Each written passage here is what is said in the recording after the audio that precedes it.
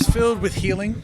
You know, you get a bye week and you're able to, stay here for the most part and rehab some things that you'd like to, and getting some hot tubs, getting the invert table, a lot of massages. I know you were here, but you weren't. I was here.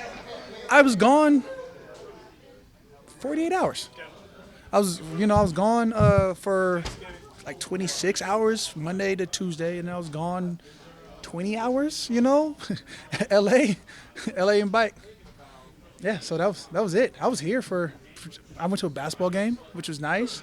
Like, stayed out late that night. It was weird. It was uncharacteristic, which apparently this is as well. Yeah.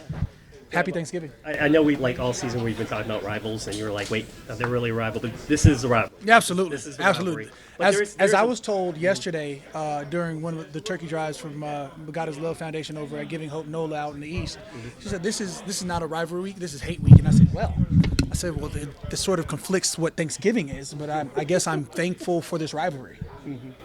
And there is importance in this because this is for the NFC South. There's a lot of positioning going on here. This is the most important game because it's the next game. Now I'm sure there's ramifications down the line, but we have a chance here to take control of our own destiny with these next 7 games. And if we can make the most of this, we can squeeze all the juice that we need to out of it. We can then elevate ourselves and push ourselves to a playoff run. It starts with this game. I know years ago you talked about like Cam Newton and leaky yardage with quarterbacks that can move. It's been a little bit of a problem this year. Does Ritter provide, some of that? Ritter, Heineke, whatever quarterback's behind them, whoever that they're throw in, it's got to be on the D line, of course, to eliminate the leaky yardage. What do you make of that quarterback situation? Have no idea. We will worry about it when we have to. I believe Ritter's up this week, right? Yeah, but it's not really up. That's what I keep hearing. So whatever it is, we will have a game plan in place to where, again, it's got to be our eyes on the quarterback because we know, our lead rusher the last few weeks has been a quarterback. So that comes back down to the D-line. That comes back to our emphasis of what we've talked about practically the entire bye week on our, on the D-line group threads. We talk about every day, since we've been back since Monday. Cam, you talked about some of these game plans not being fun for pass rushers, especially with the mobile quarterbacks. Yeah, last 7 weeks or so. But how much of this season has been, you have 18 sacks as a team. How much of that has been game plan oriented, and how much of it is you guys are not living up to this standard you set? Both. I think there's a high standard, and we have to be able to live up to them. If you would have told me we'd be sitting at 5-5, 10 games in, I would have scoffed at you. I have a lot of faith and a lot of belief in our team, and we haven't lived up to our potential. We've had slow starts. We keep talking about starting fast. We have to do that to bring out our best potential to win. This is a game of inches, and when you're putting yourself in the hole for that second half, you can be stout and strong and fight back. But fighting back doesn't win unless you come out strong. Is that some of the things, as a veteran, what you just said that you all talk about? You see there's greatness in there, but you just haven't pulled it out yet. Yeah, that's the whole point of potential, right? I see a lot of potential, and the fact that we're heading into week, 12 technically, and we're talking about capturing our potential, we have to be able to do that rapidly. So how much does a bye week maybe reset, a reset like this, maybe kind of refocus everybody to 4 days time will tell, right? 5 days time, whatever that is. I think that, after this practice today, things got a little chippy, excited, be back in pads, be back around our guys, be back in practice with the same mission of trying to win this Sunday. We'll let it take it how it will. This team has a traditional run game not traditional, but wants to run with its running backs. I think ranks among the top teams in carries, attempts. Is this Can't the Atlanta. ultimate? What's that? Can't Atlanta. You're talking about? Yeah. Okay, got it. The team you're about to face. Is this the ultimate example? You always say stop the run, then you can have some fun. Absolutely. I think there's clear cut what we need to do to get a win out of this game. And again, we have to live up to expectations without giving you the full game plan of what we want to do. I do believe that it's going to be one of those games where it's going to be a hard-fought battle with both sides of the trenches. They got Saints Light over on the Atlanta side, so they know us even better now than they have previously. And on our side, we know that we're coming in with and trying to stop this new kid Bijan, who looks quite special out in space. I think there's plenty of film out on Ritter now that he can stretch the field, he can make throws. I think he's a quarterback that you have to be aware of.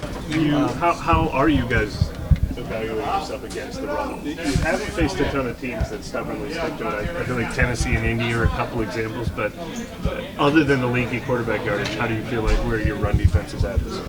I mean, if you look at it as a whole, again, you can't talk about the run without adding in the quarterback. I mean, that's pretty much been, again, the lead rusher for the last few weeks has been a quarterback, and that starts with us. As far as you, kind of forgot what I was saying. I know. Fletcher speechless? I What? know. No. No. So, I don't know. Sorry. Nice. Marshawn not. Wow. He'll come back. He'll come back. You'll get Thanksgiving week. Thanksgiving week. He's got fried turkey, the stuffings, you know, sides. man, Don't all the come to sides. Wednesday again. No doubt. got Maybe everyone off I'll their say, game. Everyone's off look, their I game. wasn't going to, but you guys asked for this. Apologize. When you see a team that does have rotating quarterbacks, do you associate that as a sign of a team that is struggling, or do you have to? Whatever it takes for us to win, it's not about any other team except ours. At the end of the day, if we execute our game plan to the highest level, to the umpteenth degree, we get a win. When we do things our way, our defense creates turnovers, our offense capitalizes on those turnovers, we can do a lot of great things. And that's what we're looking forward to try to establish what we know we can do. Without Marshawn Lattimore on the field behind you, how much does that affect what you guys do up front? I'd like to say last year we had to play, 10 games without Lat? I mean, we know how to be effective without him. It sucks because you can't replace him. You can't replace Mike Thomas. You can't replace, guys that have gone down and whatever we have to do. But it's that next man up mentality. It's that idea that, our defense is built on multiple players. So we can still be overly effective. We can still be a menace to the opposing team's offense. My brain's working again. There we go. There's always guys that you played against that it's just kind of like, it's a professional sport. They move on. But with Nielsen, with Caden Ellis, with Onyemata there, is it going to be a little bit different? I mean, Onyemata, you was guy you took on. Albert Huggins. Yeah. I mean, how many more guys do they need? Yeah, I mean, it feels personal, especially on the D-line way, because a lot of the D-line that were, starters last year have dispersed and you went to Carolina or Atlanta, whatever that is. But yeah, I think it's apparent that we had something going well for us this last few years because they were clearly wanted in this offseason. That being said, that has nothing to do with what our defense is trying to do. We're trying to impose our will on their offense. So you don't call him Big Huggy anymore now that he's not. That's it. That's always Big Huggy. But I was just, for you guys, Albert Huggins, Go check out his YouTube channel for his car. He still has a lot of love for his truck. That has not stopped. Big O is dancing more, which on film, which that means he's making a lot more plays in the backfield, which you don't want to see.